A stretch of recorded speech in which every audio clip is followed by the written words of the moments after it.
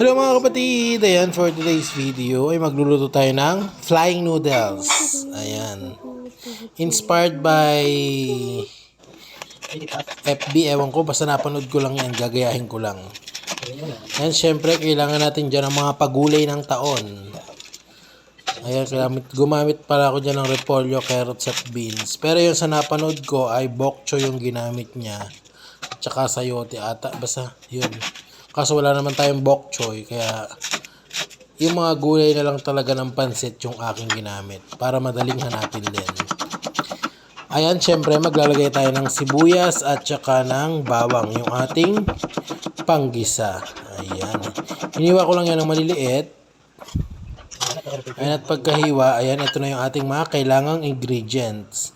Syempre yung ating bawang sibuyas, yung ating leeks, yung celery, carrots, beans, at saka repolyo, at saka yung ating panahog na chicken and shrimp.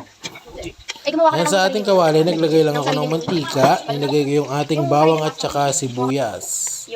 Antayin lang natin na maluto yung ating bawang at sibuyas at ilalagay na natin yung ating manok. Ayan. Isasangkotsa lang natin yung ating manok. Ayan, pinakuluan ko ng palayan. And then yung ating chicken liver na binabad ko lang sa soy sauce at konting vinegar. Ayan na hindi ko binabad. Ayan. Hiniwa ko lang siya ng maliliit at saka ko binabad dun sa ating soy sauce and vinegar para hindi siya madurog. And then susutayin nyo lang yan hanggang sa maprito yung ating mga panahog. Pagka nasangkot siya na yung ating mga panahog, pwede na natin ilagay yung mga pagulay ng taon. Kaya nilagay ko na yung ating julienne cut na repolyo and then yung carrots and then yung ating Baguio beans. And then nagdagdag na din ako ng kaunting chicken stock and then yung ating hinimay na hipon. And then naglagay na din ako dyan ng chicken powder and then inad ko na yung ating repolyo, yung celery at saka yung ating onion leeks. And then halu-haluin lang natin hanggang sa maluto yung ating gulay. And then pwede na natin yang hanguin at patiktikin natin o i-drain. Dun sa ating same pan, nilagay ko yung ating pinagbabara ng ating atay at saka yung natirang pinagkuluan nung manok at saka yung sabaw nung in-strain natin na gulay at nagdagdag lang tayo ng 2 cups of water. Nag-add na din pala ako dyan ng 1 sachet ng oyster sauce and then kaunting chicken powder, paminta.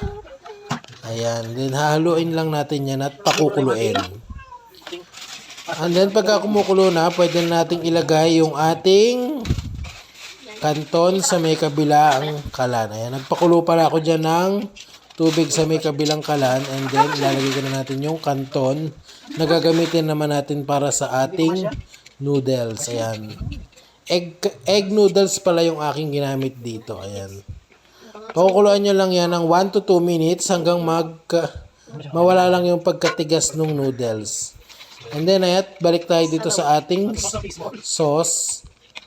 Ayan, palalaputan lang natin yan gamit yung ating water and flour mixture. Ayan. And then, titikman lang natin. And then, nag-add din pala ako dyan ng kalahating chicken cubes. Ayan. Then, hayaan lang natin siya na malusaw. And then, pwede na natin yang patayin pagkaluto na. And then, ayan. At magpapainit na tayo ng kawali na may mantika. At piprito na natin yung ating egg noodles na pinakuluan natin. Ayan. Kasama naman ito, di ba? Itong lalagyan. Kailangan flying eh. Yung nalipat. Ayan, magpo-form lang pala kayo ng parang lumilipad o nakaangat na noodles. Ayan, kailangan nyo dyan ng chopstick. Ayan, 2 pieces ng chopstick. And then strainer. At saka nyo ipo-form lang siya ng parang nakaangat na ganon. And then, i-deep fry nyo siya sa basta yung mga mainit naman timan has 250 degree. Ayan. And then, papaliguan nyo lang siya ng mantika hanggang sa lumutong at tumayo yung ating noodles. Ayan. Magiging crispy yan kasi. Kaya siya tatayo yung ating noodles. Ayan, tsagain nyo lang na buhusan ng mantika. Ayan, lutuin nyo lang yan hanggang sa tumigas yung ating noodles. Siguro mga nasa 2 to 3 minutes. Ayan, tsatsagain nyo lang talaga na ganyan. And then, tinanggal ko na nga pala sa strainer dahil matagal. And then, ayan, at matigas na yung ating noodles. Ayan, nakita nyo, tumatayo na siyang kusa kahit na bitawan ko. And then, pagka ganyan na yung ating noodles, pwede nyo na siyang hanguin. Ayan, lalagay natin siya sa ating plato and then magpe-plating na tayo. Ayan, binuhusan ko lang siya ng ating sauce mixture.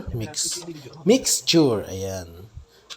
Pagka pala umabot kayo sa part ng video na to, ayan, paki-comment naman kung hanggang saan umaabot yung aking video. And then pa-like and share and subscribe na din sa aking channel. Ayan. Ayan, and then lalagay na natin yung mga pagulay ng taon sa gilid ng ating canton, ayan, sa ating flying noodles. And then, ready to serve na ang ating flying noodles. Ayan. Check. Ayan. Kaya tikman nyo na, kain tayo. Ayan, salamat sa inyong panonood.